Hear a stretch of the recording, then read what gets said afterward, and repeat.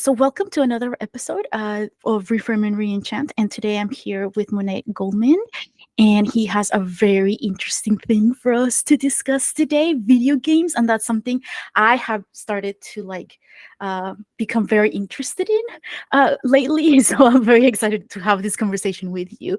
So how are you today?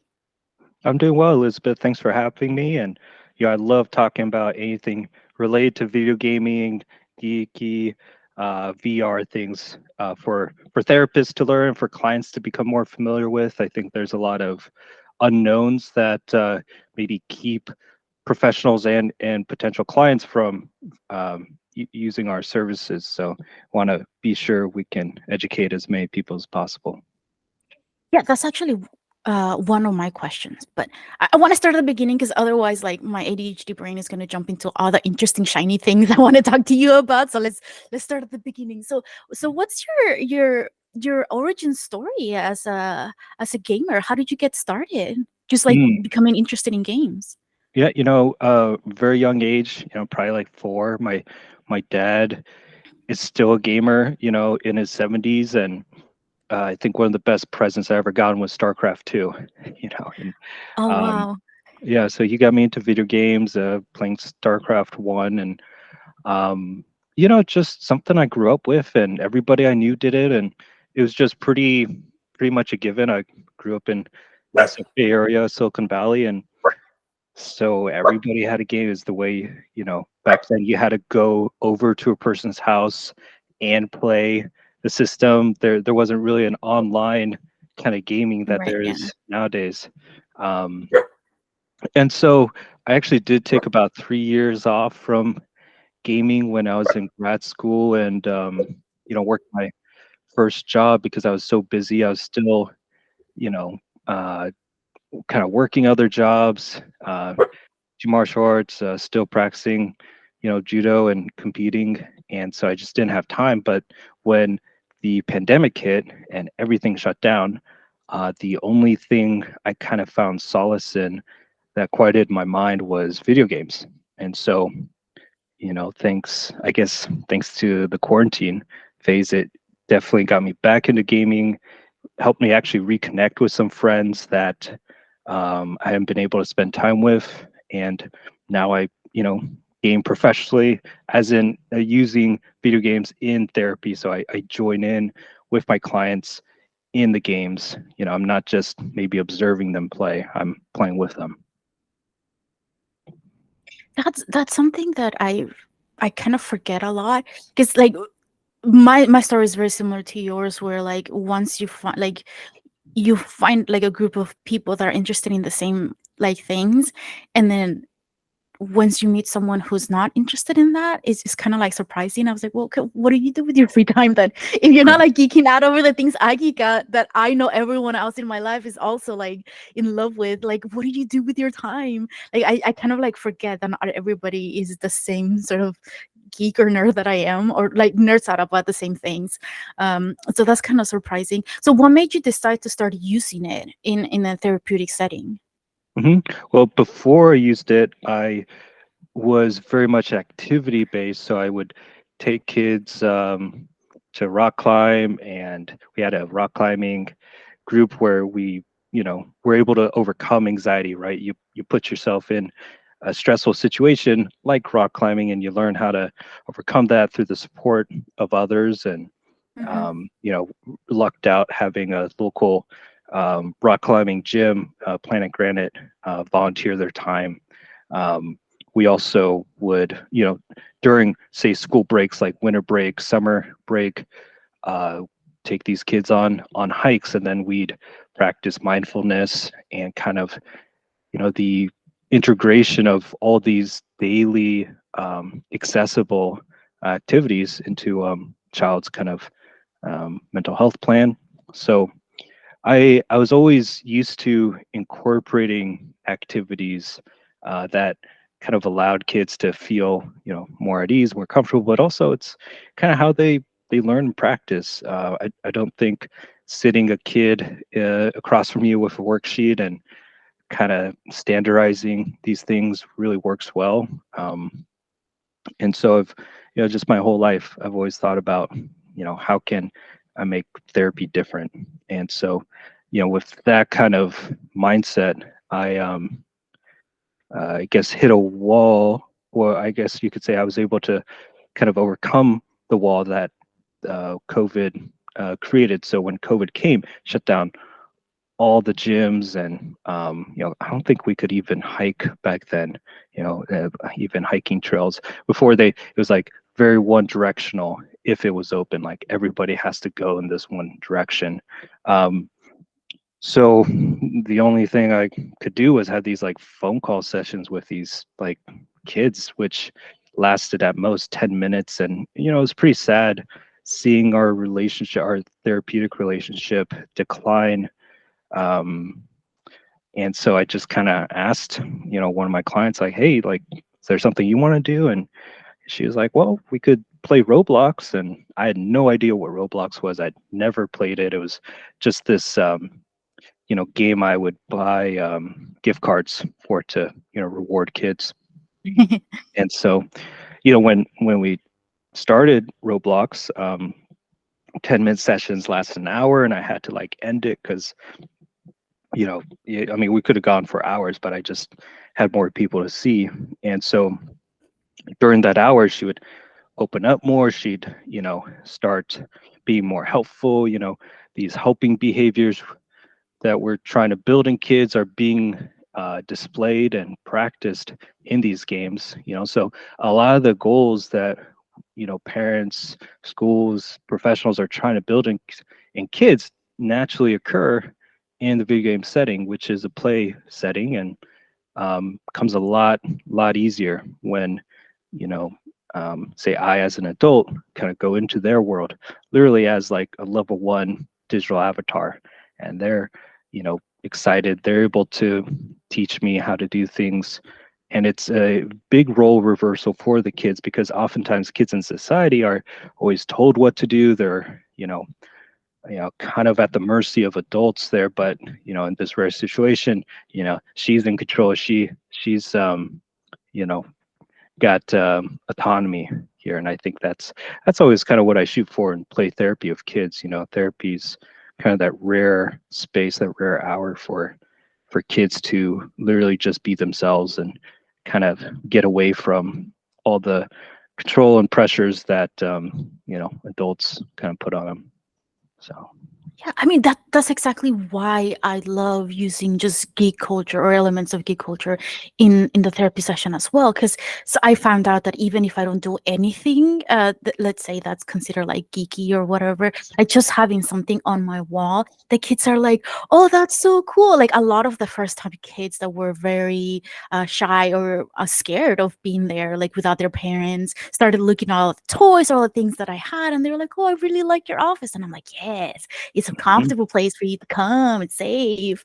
yeah, You can be here." And then that's how I got them sort of like interested. And sometimes just having something that you love on the wall, like it immediately starts that connection, like, with another person. And it becomes like a bonding experience, because as therapists, we're not really able to share a lot of information about us. So it's sort of like an unbalanced relationship, right? But if we start talking about the same things, or I allow you to have a space, like you said, for them to teach me something, then they're like, "Oh, okay, this is interesting. I like this." Especially for kiddos who have always been told, be quiet, sit down, pay attention, look at me. Like, that's usually what they hear from adults. But if they hear, "Oh, that's interesting. Can you tell me more? Or how do you do this? Like, can you show me how to do yeah, that?"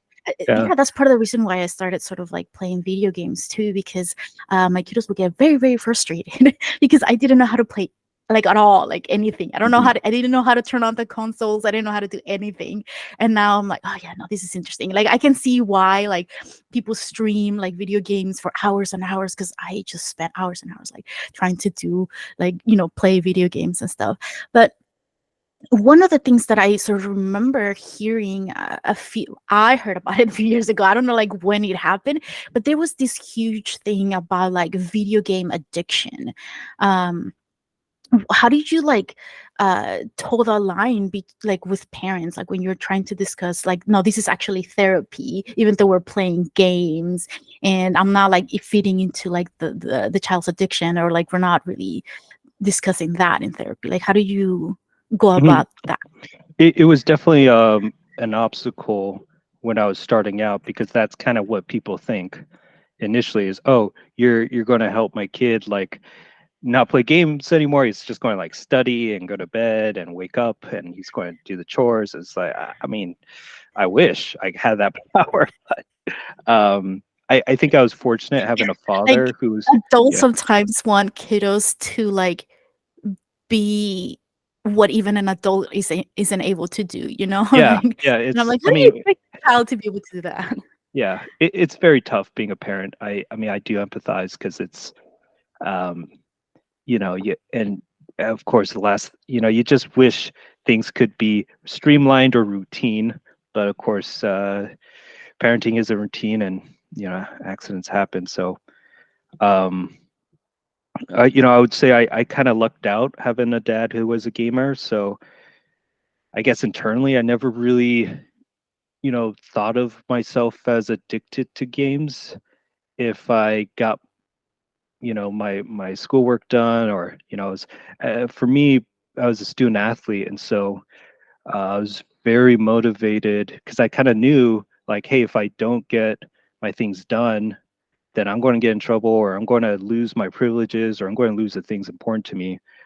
So I was fortunate to have those kinds of boundaries pretty set well, and so at times it was, um, I think, difficult for me to have that boundary of being like very gamer for me, like kind of pro gamer, and then also attending to the parents' concerns of how gaming is kind of getting in the way of the kids' life. And of course, with the pandemic, I think I think really everybody was gaming more. And as an adult, maybe it's a bit easier to moderate it, but as a kid, you just developmentally, biologically don't have that kind of impulse control.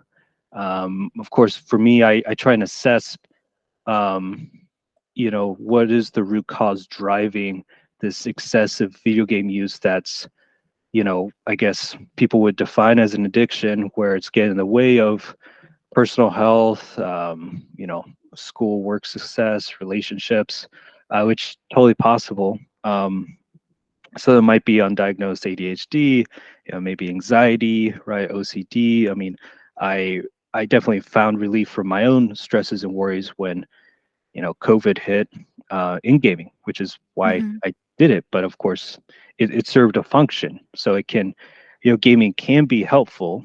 Like my personal case, it helped me kind of silence, kind of break the anxious thought cycles, and so I could be a more effective therapist. I can, go to sleep and things like that.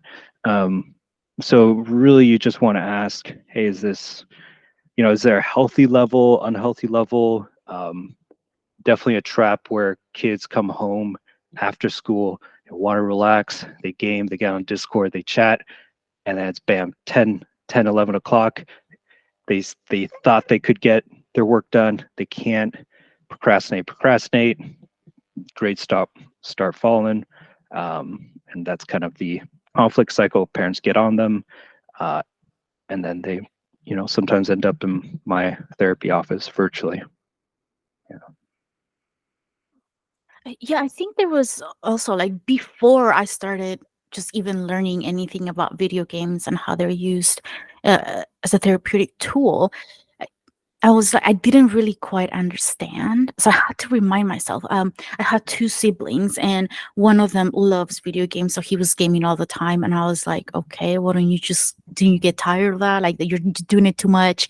And my youngest brother, he loves cars. So he would spend so much money. And both of them, like, they would spend so much money on their own hobbies. And I would just become upset. And I was like, no, you have bills to pay. Like, you have to pay attention to how you're spending your money. And then I started having to like reframe my own thoughts, because I was also spending a lot of money, but I consider my hobbies to be better or like healthier for some reason, because I was spending it on books. Mm, And I wasn't paying attention to how much money I was spending on books. I was just paying attention to how much money my siblings were spending on things I didn't understand. Mhm, And mhm, I feel like sometimes when it comes to parents and children, it's really difficult sometimes to get them to see like each other's point of view, because for kiddos, like you said, it is a way to release the other stress, like, of having to sit still for hours and learn all these boring things at school, and having to especially for work with neurodivergent kiddos for a while, and they have to be really well behaved at school. At home, where it's a safe place, sometimes, like, we have kiddos like blowing up, or like, just being very stressed and releasing all the stress with their siblings or with their parents, and um, playing like hours and hours of video game. And as adults, we also do that, but it's a different, we do it in a slightly different way um, than kiddos do. And so it's really hard sometimes to be like, no, they're doing the same thing that adults do, like they're trying to de-stress, but they're just not doing it um maybe like what is it, they're not setting boundaries for themselves. mhm, Because I think a lot of the times with anything, any sort of hobby that you have, it can become very helpful. Like you were saying, like it can really help with stress, it can help form connections with other people, it can help in so many ways, right? mhm, But at the same time, if that's the only way that we can cope with life stressors, then it becomes difficult, right? So say you have a kiddo stressed at school, and the only way they know to manage their stress is play video games, but they can't play video games when they're at school, then that becomes a problem, right? So I think that's why I've always talked about how it's okay. You just have to make sure, like, whatever hobby that you're doing, if you're spending hours and hours, sometimes that's good for your mental health. We have to make sure that we have other tools, other, like, skills that we're able to manage whenever a problem comes along. mhm. Absolutely. And I mean, I think there's just alternatives that, need to be explored. And yeah, it can be tough for kids, right? Like, I don't know if you've ever had to like present options to a kid and they're like, nope, nope, I don't know. And you just kind of hit a wall and you're like, you got to work with me here, kid. Hmm. And they don't want to. So um, there are definitely obstacles, frustrations. Um, sometimes with kids, it's tough. Sometimes it's about finding medication options that can work. So I've definitely seen a lot of kids get a lot better. I was very surprised actually, seeing kind of the effectiveness of where modern kind of psychopharmacology is, and working with some students who would like cry before a quiz, or not able to raise their hand, and then kind of find the right medication, and then they're answering questions, they're able to kind of be themselves there. So it's again, I kind of point back to like, kind of what are the root causes, right? What's kind of causing this desire to need to play a game that kind of maybe distracts them, or whatever it might be. So Hmm. wanting to just kind of be curious about that. So what kind of do you have like a set number of games that you have available for kiddos to play, for teens, um or did you just allow them to choose whatever game they would like to play? Yeah, I try to stay flexible.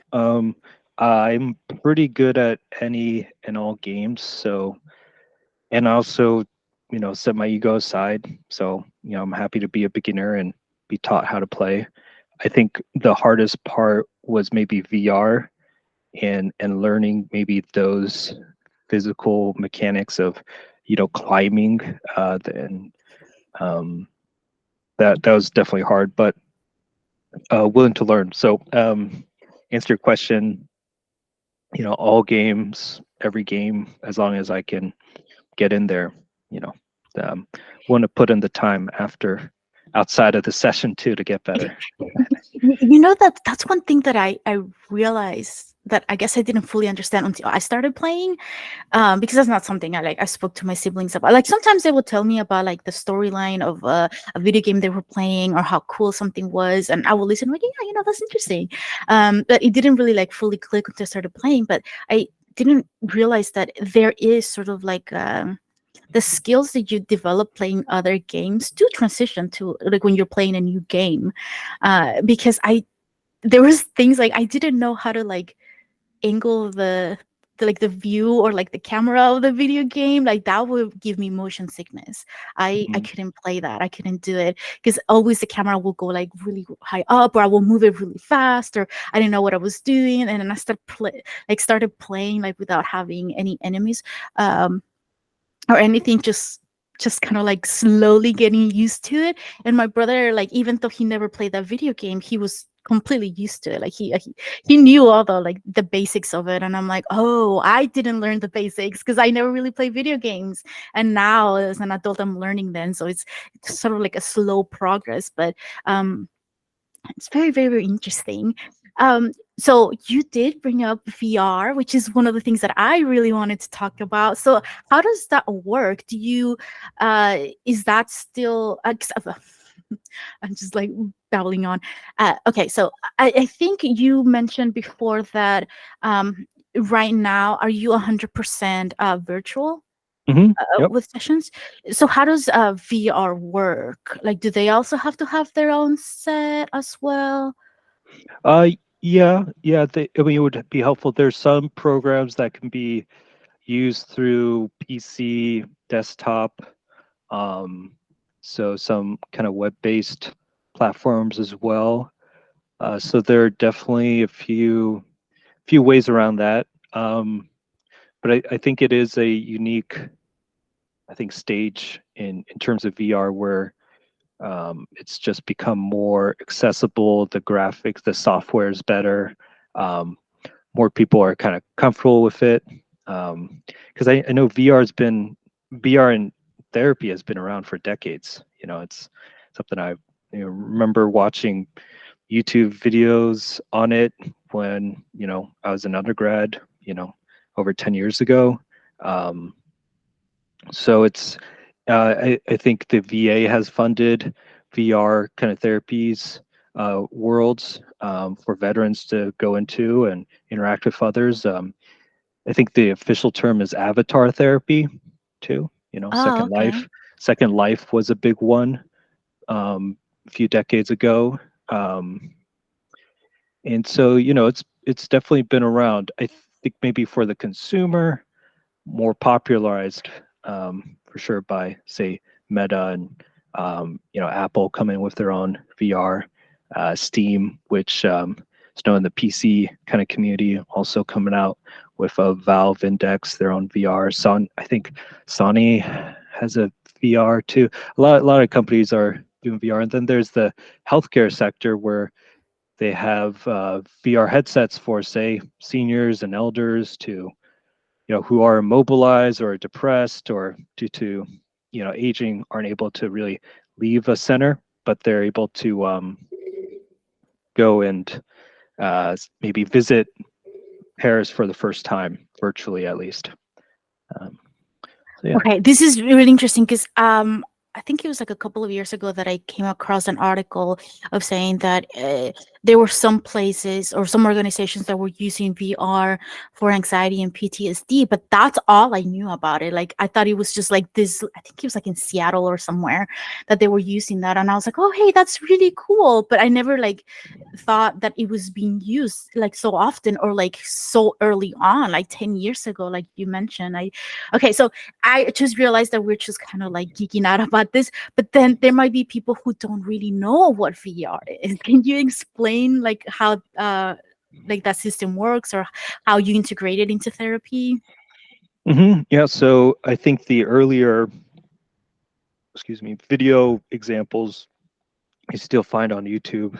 One is of for exposure therapy. So a woman who was deathly afraid of spiders, lived out in the woods, so wasn't able to leave her cabin. And so she was completely shut in, would clean compulsively. You looked at her, you can only see her eyes because her whole body was wrapped in, snow and ski clothes, winter snow clothes. So the, I guess, practitioners thought, well, let's help her overcome this fear of spiders by having her kill a spider in VR, a virtual world. So, all this is kind of software created that she puts on this big headset. And the unique thing about VR is when you do put on the headset, like you really are more, I guess, sensorily involved. Like it's easier to actually feel like you're in there. Like at least for me, when I play a video game on my monitor or something, it's immersive-ish, but I can still kind of turn my head around and look at the wall, or I can look away from the screen and therefore be taken out of that virtual world. Now in VR, you turn your head, you're just looking at a different spot in the virtual world. You literally have to take off the headset. And so there's just more immersiveness, and therefore you can, I think, get more out of it.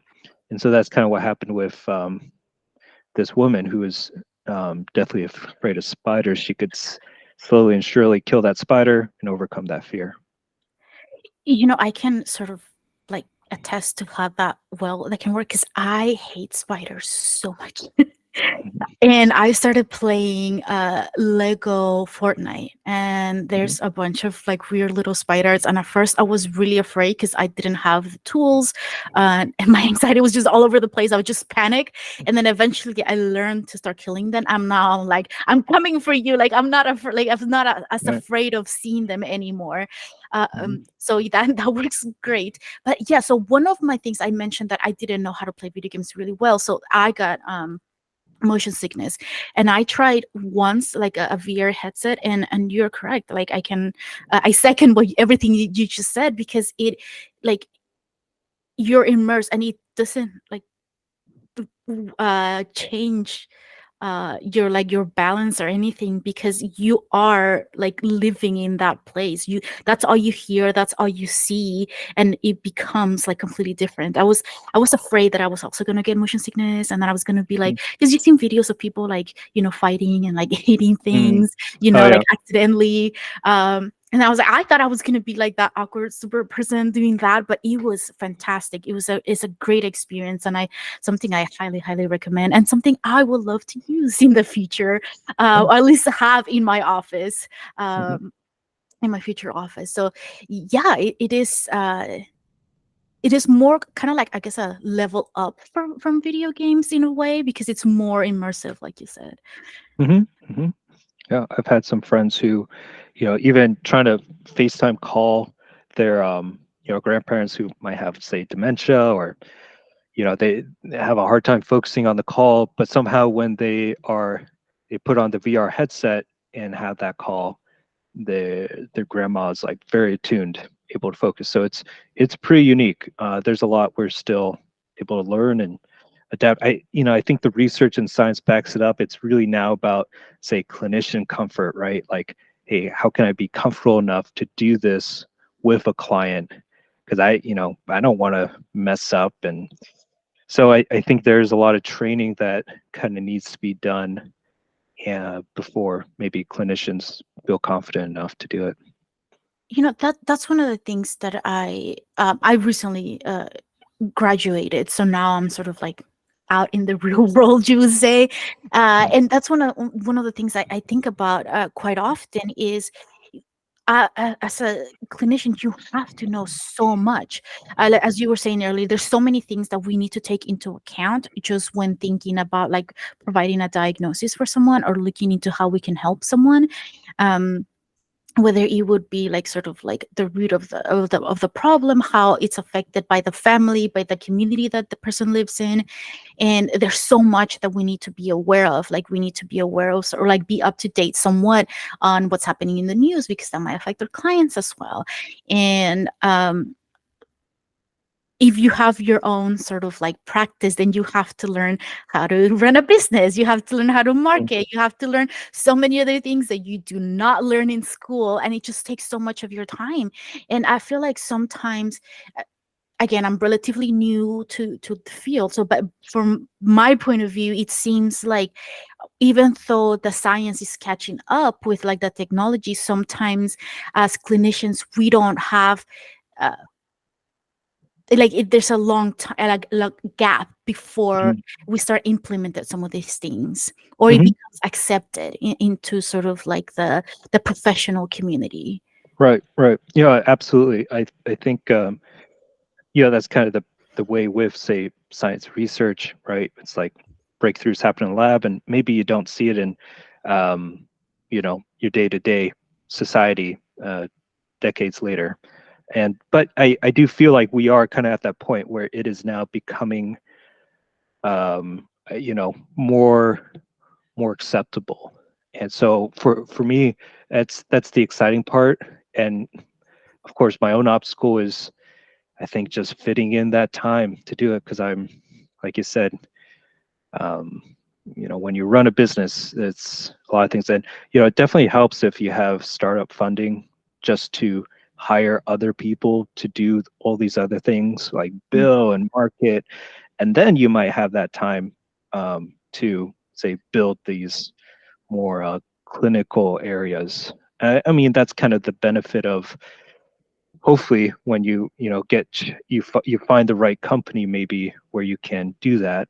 Um, but yeah, if you're doing it on your own, it is a lot, for sure, to wrap your head around, especially as a therapist, because it's so much emotional labor. It's um, I wonder if it would be easier in other types of fields other than therapy. I I can imagine. Like again, I'm really super excited that the field is becoming, more open, more diverse, and we're including things like gay culture and art and music into like therapy sessions and all that, and video games, of course. Um, but at the same time, I'm like, yeah, it'd be so great to do that. And then I'm like, oh, but then I have to learn so much about how technology works. And I'm like, oh no, that sounds like a lot of work, and Yeah. a lot can go wrong. Is that something that you find quite often, that you run into like technical problems, since 100% of your practice is using technology in some way or another? Yeah, I mean, you kind of get good at problem solving fast, and I definitely don't keep my questions in my head anymore. I'm a lot faster at just making that phone call to support, sending that email to support. I think before, I'd be like, "Ah, I don't know how to do this, and should I do that?" And I just type it out. So you just become a lot more efficient. I think action oriented is kind of the thing, and it's something I encourage all my associates to do. A lot of them might wait on a question like, "Oh, I don't know how to submit this claim, and should I do it this way?" I'm like, just email them. Just do it. And the faster you do that, the easier it is, because it's um, you know I think when you're having a ton of things to do, start with the easiest, or maybe the fastest potentially solvable problem. Um, and that way you can kind of clear up your stack, free up your mind, because it takes up a lot of mental space. And this field is mentally demanding as it is. Um, Yeah, yeah. that reminds me. I think I saw something online once where somebody was mentioning how, like, the things that they noticed between sort of like millennials in the workplace, and I guess other generations, is that millennials tend to try to fix a problem on their own, and once they try every single solution and they can't, that's when they ask. But like Mhm. you mentioned, like sometimes the easiest, fastest solution for everyone involved is just ask. If you don't know Just how get to it do out there. something, just ask. Yeah. Yeah. That's great. Now that I'm thinking about this, sort of like, so how did you go about um still maintaining HIPAA regulations and stuff if you're playing things like Roblox, or games like Roblox, that are sort of like available to everyone in the public, Mhm. and you can see other people there as well? Yeah. So, Google Meets or Zoom, we only converse and talk through HIPAA compliant kind of software there. So, say in Roblox, I don't chat with them, because you're right, it's not HIPAA compliant. And now, Hmm. so what that means is, I might start like a Google Meets call, right? And Hmm. on one device, and maybe on another device, say like a phone, we would play Roblox or something. So, you know, of course, not everybody has that luxury of having two devices, but you know, I was working with parents, you know, through Medi-Cal, right? You know, low income families.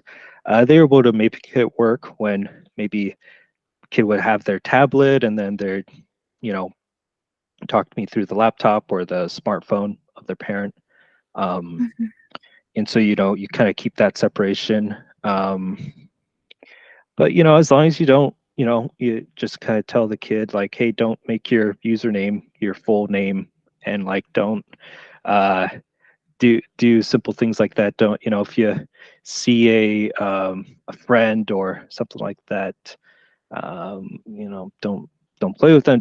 You don't have to when tell them that you're with a therapist right now, just say you're busy, or you know, things like that. So it I guess it would be akin to when, you know, I would go with a kid to a park or to an area. It's like, yeah, I'm interacting with them, but I'm not announcing to the whole park that, hey, the client's first and last name, their social security number, date of birth, and that they're in Mhm. therapy for this reason, you know. So if you don't do that kind of stuff, I think you're fine, which I don't think most people would.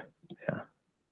Yeah, I think especially difficult. I think something you learn as you have more experience in the field, definitely, because the first few years I started working as a clinician, I was just so afraid of doing something that was wrong. So, like, there were some practicums that were offered that, like, where you have to meet the person outside. Worked at a school for a while, and we didn't have a lot of like office space, so we had to be outside and we had to make sure. And I was just over like hyper aware of everything and making sure that nobody was listening to our conversation, or like the kids knew I was a therapist there, Right. so they knew that the child was in therapy. So there's like certain things that you can't really avoid.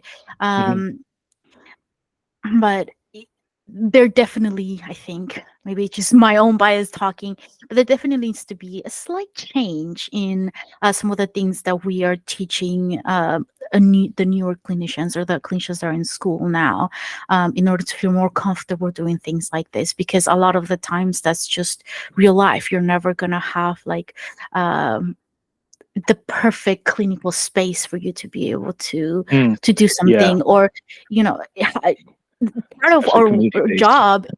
Yeah, part of our job is like meeting the client where they're at, and if the client wants to, or will benefit more from like going on a hike or doing something out in the community, it we kind of have to. That's something that um we should get used to, something we should start Hmm. practicing as early Yeah, as we can. Yeah. yeah. I don't think I actually did like a typical, you know, sit in an office space and face to face until like years into my career.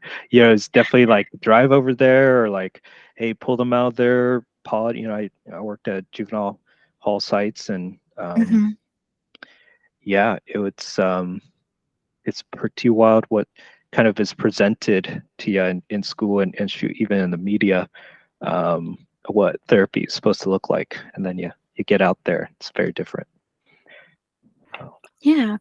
So I just wanted to learn more about the games that you like to play, just on a personal Mhm. level, or the games that you really enjoy playing in therapy sessions.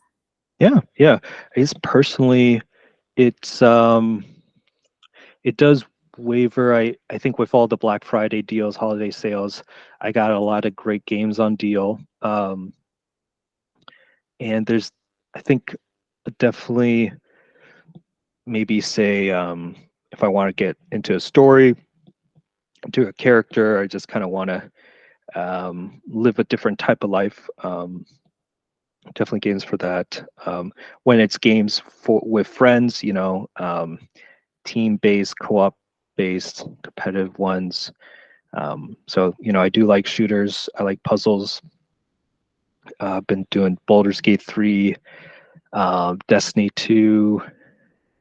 Fortnite's fun too. You know, Fortnite. Yeah, it's really surprising that it's that fun, because I think as an adult you just kind of knew about Fortnite that from the kids playing. You just kind of, Yeah. I at least wrote it off as a kink game, but it's actually really good. Um, and then I got kind of my simple, I'm trying to turn off my mind, or I have a game on the side while I'm writing emails. That might be like TFT or, Warcraft, Rumble, just kind of, I wouldn't call it turn-based, but kind of like chess-ish based. So yeah, I got a lot of games. Um, and then I guess clinically, most popular ones are probably, Minecraft, Fortnite, Roblox, um, and then just any ones that kind of make it easy to work together. A lot of the opportunities. This might be more specific as to your question. Um, the opportunities I look for in a game are, hey, can the client maybe get, I wouldn't say, almost like activated, can they get their buttons pressed, and then can it kind of reveal the kind of self-talk, the automatic self-talk, so say, standard CBT, right? Say Mhm. you lose a match, you have the event, and automatic, thought might be, oh, I suck, or like I'm trash, or oh, this is embarrassing, and that leads me to feel ashamed or angry, um, and then maybe lash out or something like that. And so yeah. That's one of the things that I absolutely love, because I feel like um I learn best by doing something, right? Like watching someone do it and then practicing it Mhm. myself. That's how I retain that information. And I think it's the same thing too, because oftentimes one of the things, like especially when I first started, I would get very frustrated with clients when they came in and they didn't do their homework. And I was like, well, I wouldn't really do my homework because it sounds boring, or like I have other things to do, especially as adults or kids. Like, they forget that's not something that's a priority. But if you are like playing a game and you have the opportunity to practice something multiple times, once you're on your free time and you're playing again, that it's very likely that you'll remember, Mhm. and it's like a real life sort of experience, which I think it's a step up from just having that discussion. Some people might benefit or might prefer just having that conversation, and that might be helpful for them, but others need a little bit more sort of like hands-on or like experience practice doing that. And that's one of the reasons why I'm like really excited to hear when other clinicians, because I feel like I'm not at the level where I can do this quite yet in therapy. I'm trying to get there, but I do highly encourage other people to do it if that's something that they, especially if they love it, if they love video games, because it just creates a different atmosphere to in Mhm. the therapy session. The clinician also becomes very, just more comfortable in the situation because Yeah, it's yeah. video games. That's kind of what I'm trying to do, is create a course. I just created a course using Roblox and play therapy that people can use and get through Let's Play Therapy, which is also a phenomenal site with tons of trainings. Um, and I'm also a supervisor, so I guess in some ways I'm trying to teach my associates, these skills, because going back to running a business, like, boy, some days I'm just so tired, but I figure I can make a bigger impact. I teach some associates who then run Mhm. those groups, and then, hey, maybe they become supervisors too in the future. And that's just kind of my bigger picture um, plan there. So No, that's fantastic. Wait, you just mentioned groups. So do you also have groups where you all play video games? yep, gamer group therapy. Yep, been doing it for past. Actually, yeah, I started that in the pandemic. Yeah, I just Hmm. kind of had this idea of like, well, because none of the kids were on the playground anymore. And so I was like, well, wait a second, let's have like a virtual playground. It's like, let's have a virtual game. Oh, that's a video game. Like, so, so we all just like met in Roblox, Minecraft, all these places, Mhm. and we were all able to interact. And the kids that were shy or quiet, could actually reveal themselves. They could, you know, you don't have to say anything. You just like are doing things. And so then you Mhm. can actually have those interactions, build those relationships. Kids can, write in the chat, things like that. Hmm. So I think for a lot of kids, people who social anxiety or autism or whatever it might be, it's a lot easier to show their personality, their jokes, their helpfulness, their involvement, right? I think before video games, it was like, hey, let's do a check-in and let's circle up and shoot. Even as the therapist, I would get anxious too, but Hmm. I'm like the adult, I'm the biggest guy there.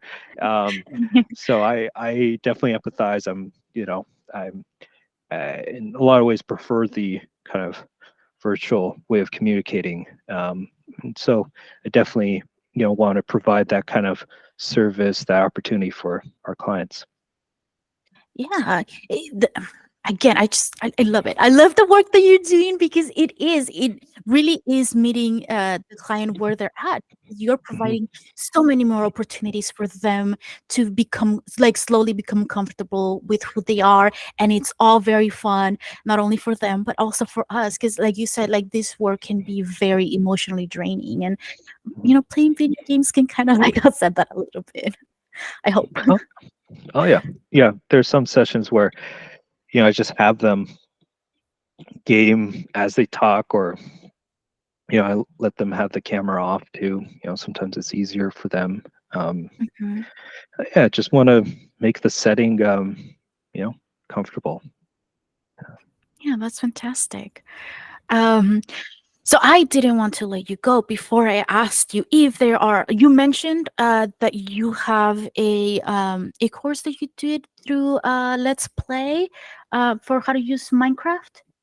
Did Oh I yeah, get that correct? Roblox. But Oh, yeah, Roblox. I'd love to do. Gosh, I mean, I could probably do tons of trainings. Again, just comes down to time, and um, but yeah, that's kind of my hope, is to keep creating trainings. And the other therapists have reached out to me on like doing one-on-ones on, I'll play the game with them. I'll talk about, hey, here's some opportunities, interventions, oh, here's an opening. Oh, here's, actually something you are already doing naturally that maybe you didn't even recognize yourself. So I Okay. do those kinds of consultations as well. Mhm. And that was going to be my follow-up question if you did consultation. So okay, so you have um, a training on Let's Play, and you're open to consultations. Where else can people reach out to you? Let's say whether it's a fellow professional mental health provider or a client who might be interested in reaching out to you. Where can they find you? Yep, they can go to my website, videogamecounseling.com. uh, shoot me an email. That's usually the best. Or you can call, send a text. It's my direct business line.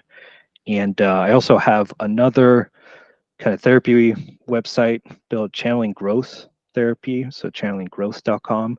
So the kind of confusion I got for a lot of folks were, some really wanted the video game VR stuff, and so I say, okay, that's video game counseling. Those that wanted help in non-video game related things, um, Channeling Growth Therapy. So yeah, if you see my name information in two different websites, that's intentional. I want to help that. It's especially those kind of entrepreneurial therapists out there who feel stuck. I had the same worry that I would, pigeonhole myself as just video games and therapy, when there's just so much more I do. So that's one way I'm able to promote my practice.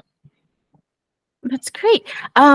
What's something that you would highly recommend for someone who might be interested in potentially opening their own practice and either doing solely video game therapy or having that as part of their practice?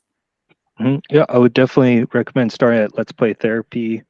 They do have free trainings there as an intro, to kind of help you with that baseline.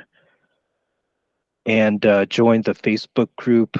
I think it's Geek Therapy, or that's kind of where we all kind of congregate, and start finding people like you to talk about this with, game with. That's kind of how I started. I I think there's like some post back in 2020. It's like, hey, anybody play Roblox and know what the heck this is? And then, 3 years later, I'm doing training on it. So, it really doesn't matter where you start. It just find people like you, believe in your skill set, your intuition, and have fun with it. That's fantastic. Okay, so this is where we end today, but I hope to collaborate with you a lot more often, so you can teach us more about video games and whatnot. So yes, you can. We're gonna post like all your information for people that want to reach out to you, and you can also check out psychologyforgeeks.com and all the fun things that we're doing. We are now doing like live community events, so you can check that out as well. Yeah, and don't forget to reframe and reenchant your life.